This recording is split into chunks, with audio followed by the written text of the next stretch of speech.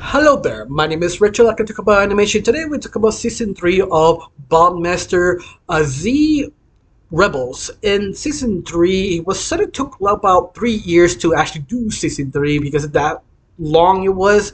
Especially you actually watch the first episode, or at least the first minutes, you just get it why they took so long to do this, because they sort of rechanged sort of some of the designs and the ideas, and also direction how you're supposed to make this season 3, because season 3 was basically a parody of Matlock. Season 1 and 2 was sort of focused on no star, different way to do it, but at the very end I'm sort of surprised they actually super well executed, especially the director of this first two episodes was basically getting Kadekasi. I know I said his name correctly. You better know his work of Dexter Laboratory, Samurai Jack, and his final masterpiece, Primal, and also Samurai Titan, and also director of Transylvania Hotel.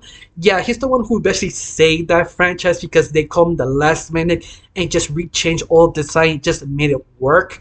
Once again, he is a master of his own domain. He knows what he's doing. Especially, he did this sort of great homage, great direction of the first two episodes of Bob Master, because it just felt something from that exact 80s time period. It just done so well, especially the whole homage is basically Matlock. If you never heard of that old anime, it's basically is any ship a drop on Earth, and the human race trying to understand what's its technology is sort of readapted to their own societies. But the only problem is the aliens came back to take their stuff back because they think it's too dangerous for the human race. The only problem is they basically did all their work with the alien technology. They cannot give it away.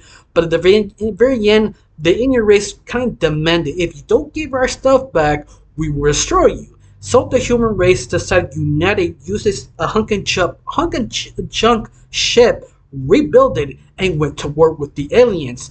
And after surprise, and that's basically what's sort of well known about Manluck. The reason why I said a very specific sort of storyline is because it's the same kind of storyline of Bob Master. That's what I mean. This is sort of homage of that Pacific anime.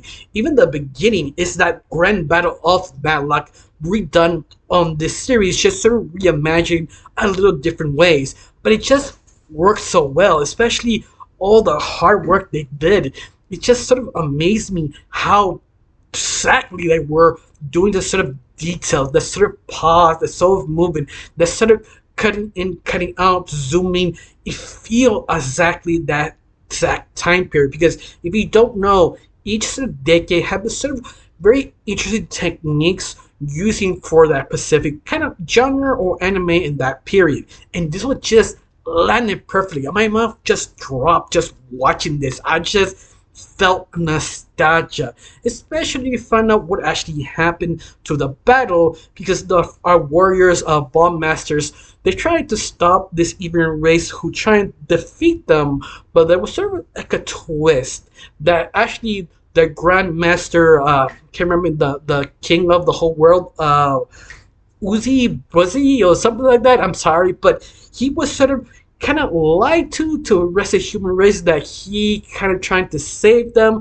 But at the very end, he started manipulating them so he could have control, but not really true, because you find out the alien race he basically fighting is basically his family, his people, and he sort of kind of deceptive and pissed off the human race, and he trying to convince them, no, I'm not lying to you. I mean, I sort of was, but I'm trying to protect you. And once more, that did sort of the kind of look, I'm your father, with the twist. And it kind of works, because especially how well directed this was, I just enjoyed, especially find out how the teams basically went crazy while their master just went completely insane. I mean, it's Bomb Master. I mean, what do you expect? It's something that just blew my mind, just how well it was. Of course, I have to admit some of the pacing wasn't amazing. I kind of wish they speed up, maybe because they were just too exactly of that time period. But besides that, after season episode 2, they sort of speed up, became what they were, this sort of weird mash of old anime becoming something completely unique and different. It just sort of nails it so well, so fun, especially you just miss this crazy cast of characters. And I'm also surprised this was sort of like a 20-minute episode. I mean, I'm 100% sure it was like episode 1, episode 2, but once again, it's sort of surprised they actually did this. I don't know if it continue on. They expanded the time period instead of being 10 minutes and now 20. Honestly, I don't know, but I think it works pretty well. Just sort of stop being so nostalgic, just sort of become what their Ballmaster was at the very beginning.